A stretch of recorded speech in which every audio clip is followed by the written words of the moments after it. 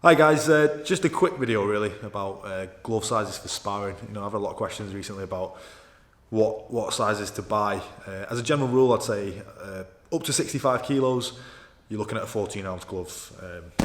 One of these. Okay, so there's plenty of protection around the knuckles.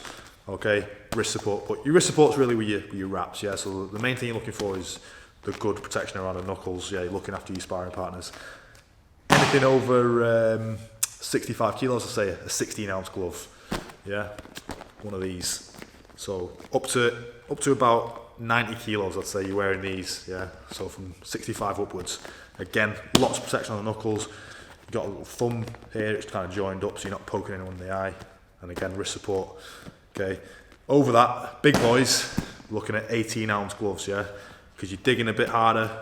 Obviously, you need all that extra cushion on the front so you're not knocking them 7 ways from Sunday every sparring session. Yeah, so plenty of protection on the knuckles. Okay.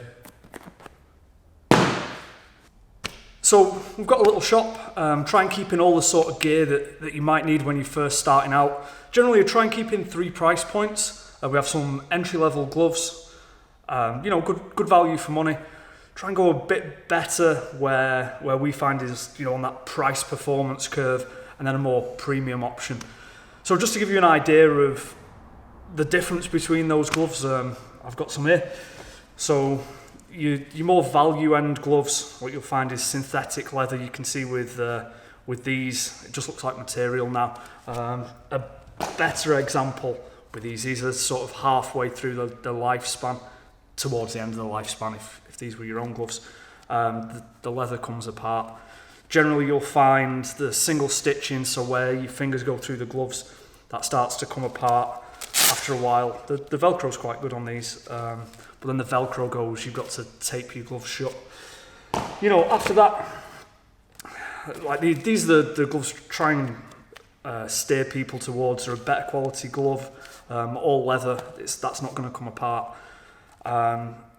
I do find sometimes it's the stitching that goes. That's the first thing that you see on these. And when you're looking at more of a premium glove, I mean these, I don't even know where these came from, but they've been knocking about the gym for years.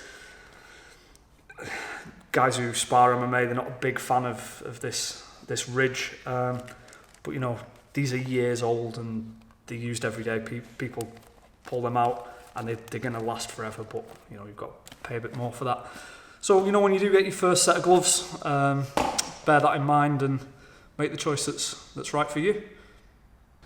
Okay, guys. With regards to sparring MMA, there's pretty much only one choice. It's the 8-ounce sparring glove, which looks a bit like this.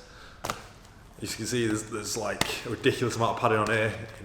Obviously because you don't want your knuckles coming through and cutting people. The only problem I'd have with like the sandy ones is the little ridge on the edge. Sometimes you can catch people with that, and it can can cause some nasty abrasions.